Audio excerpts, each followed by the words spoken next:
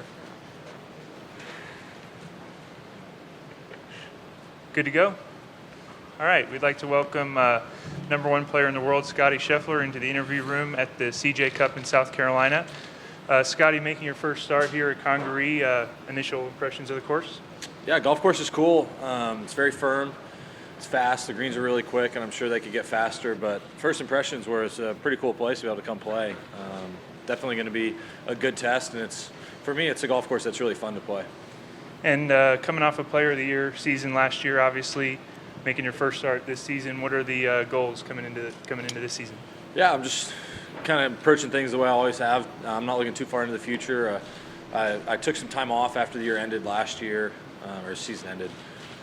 And I was a little bit worn out at the end of the year, so it was definitely nice to kind of go home and be able to check out a little bit and then just kind of get some quality rest. And so I prepared for this one for probably the last couple weeks. And so I feel ready to go, and I'm not looking too far ahead.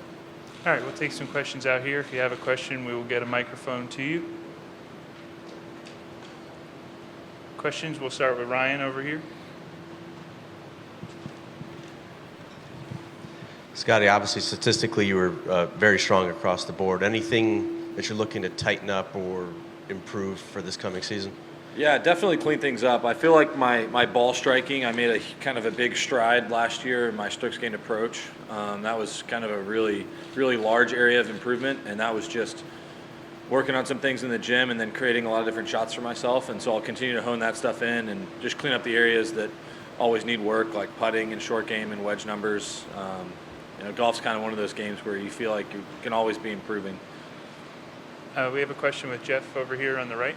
Scottie, you talked about checking out a little bit, having the ability to do that. What does that look like for you?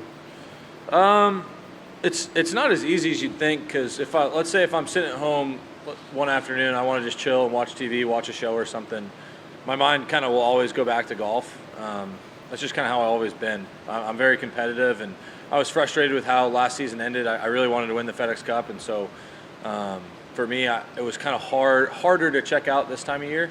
But I started just doing other stuff. I started playing other sports, finding things that kind of occupy my brain that aren't golf. Doug? New putter this week? Yeah.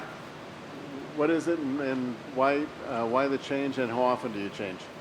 I typically don't like changing equipment at all, but I've been using it now for probably 2-3 weeks.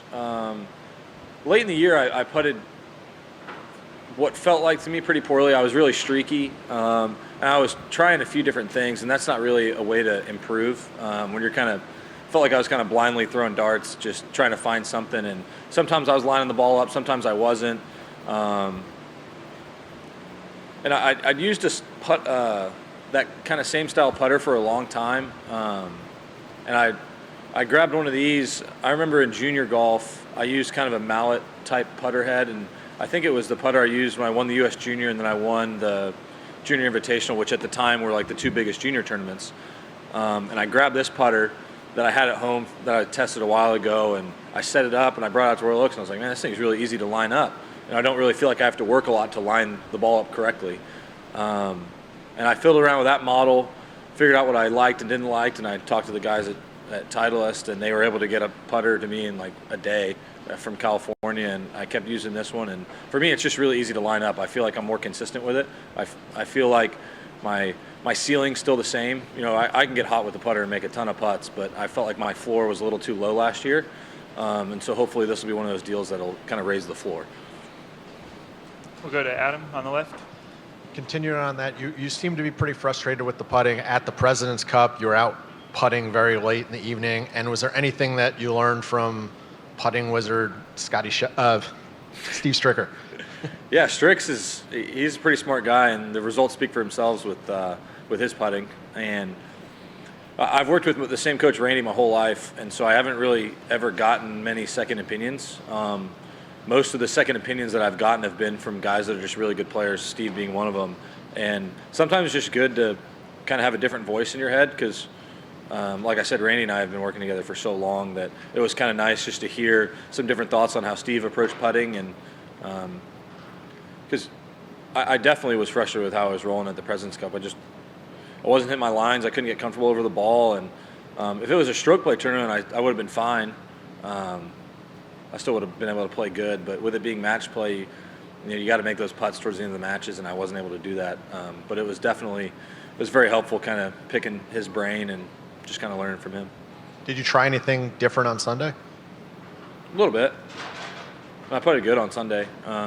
But like I said, it was just nice kind of getting a second opinion and hearing a different voice just on something like that. Like Steve approached putting a little bit differently than I may have in the past. And sometimes it's good just to have that second set of eyes. When's the last tournament you felt you putted well? It's tough because I would go through spurts where I'd putt well. The last tournament where I felt like for 4 days I putted well was probably the Masters. And, obviously the results there were good. But I don't know, my memory for stuff like that is not really good. I have a very short memory. And so the Masters is obviously one that sticks out in my head. I'm sure there was a few throughout the year where I putted pretty good. We'll go to Doug and then Hogel. Were you speaking specifically to the 18th hole at the Masters? No. I think of the Masters as a 5-shot win, not a 3-shot win. We ran this by Jordan yesterday as well, but with the elevated events now, have you given consideration to what your May is going to look like? Just given your what my May is going to look like, yeah. or May? That's a good question because I think it goes Wells Fargo, Byron, PGA, Colonial, Memorial. So the Byron and the Colonial both being events at home where I get to sleep in my own bed, those are tough ones to skip. And obviously I want to do what I can to support the tour, so I haven't really looked too far into that. I'm sure my schedule will look pretty similar to how it looked last year. But I'll definitely be adding either probably Wells Fargo or Memorial. Do you think, Scotty, that anybody, I guess depending on where they finish on the PIP, would be willing to forfeit their bonus to not play an elevated event just to give themselves a break they feel they need? Does that make any sense? Yeah, it's like how much value can you place? Like, it's a tough discussion because like what's the monetary value of the other thing that you want to do that week? And so if it was like, let's say my sister was getting married or I'm having a baby, like whatever monetary value I'm giving up to watch that happen, that's what I'm going to do. It doesn't matter the money amount. And so I think that's going to be a tough balance for guys, whether it's a vacation or just time off or whatever it is. That'll be a little bit of a tough decision, but I'm sure guys will be willing to give that up. I mean, it's like, what's it worth to you to kind of be able to live your life the way you want to live it? Hogel? I'm asking question on behalf of two Korean media come from Korea here. One question is that this is your second appearance in the CJ Cup, right? Sorry, what was that? Second appearance. Second in the CJ appearance Cup. in the CJ Cup. My second? Yeah. So, Second. is there anything special thing that a part at the CJ Cup you remember the last year? And the second question is, do you have any comment or thought on the recent good performance of the Korean young players like Tom Kim? Yeah. So I'll start with the first part, like memories from the last CJ Cup. Honestly, the player dining. I've never really been one to venture out with my food options. I'm very much like I could eat the same meal every day, and so being able to try some of the Korean food in there. The fried stuff's obviously my favorite just because it's fried and it tastes really good.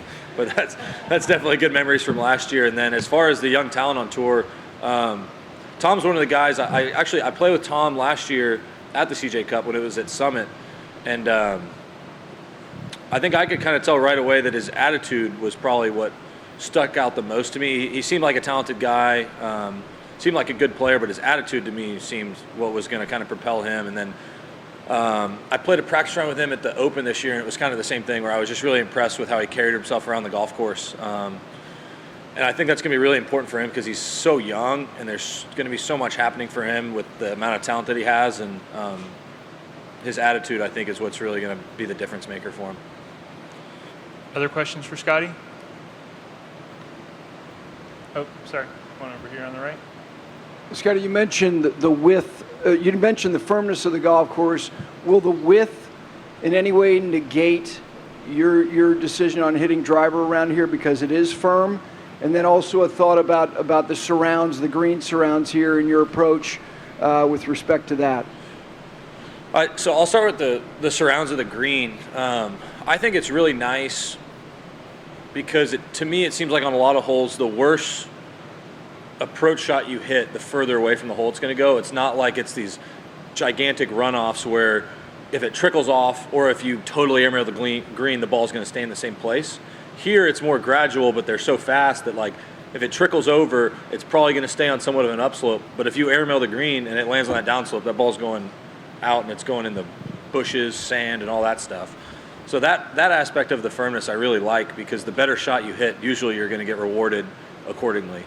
And then as far as hitting driver, I feel like this golf course has a good mix of holes to where you have some really short ones and then really long ones. And so there may be 2 holes out here that could be drivable depending on wind. But I think you're going to see me hitting driver a lot because the rest of the holes are so long. You mentioned the short ones, 3 and 15. 15 added a new tee, so you've got 20 more carry on the left-hand side of that waist area there. Depending on when, will you try to go for both of those greens? I got to know for sure that I can cover that bunker on the left on 15 because if you hit in that bunker, that's kind of dead, and it's a pretty easy layup. Number 3 is tough because depending on where they put that tee, it's still like 335 to the front, and there's some trees on the left you have to cover, or you got to be able to kind of hook a driver. So that one's, both of them, if the tee is back, I'll probably be laying up more often than I would be going for it just because of the way the trees are situated on 3, and I think it's like a 325 carry over that bunker on 15.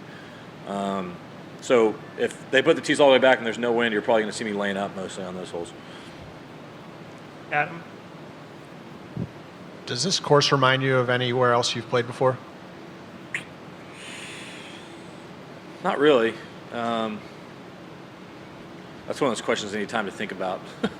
But off the top of my head, not really. It's pretty unique with the firmness, with the sand capping. It's definitely pretty unique, but I think it's going to be really cool and fun. Where would you say your confidence is in your game now versus a year ago, coming off of the success you had at the Ryder Cup? I mean, I would say pretty similar. If anything, I may be a touch more confident this year. Kind of coming off the year that I had. Definitely the President's Cup was frustrating to not win as much. But like I said, I didn't putt as good as I'd hoped to. But other than that, short game was good. My ball striking was great. And so for me, the way my game is, I feel like it's in a good spot. For some reason, I've always struggled in the fall. Last year was really the first fall that I've had since I got to college where I played pretty well.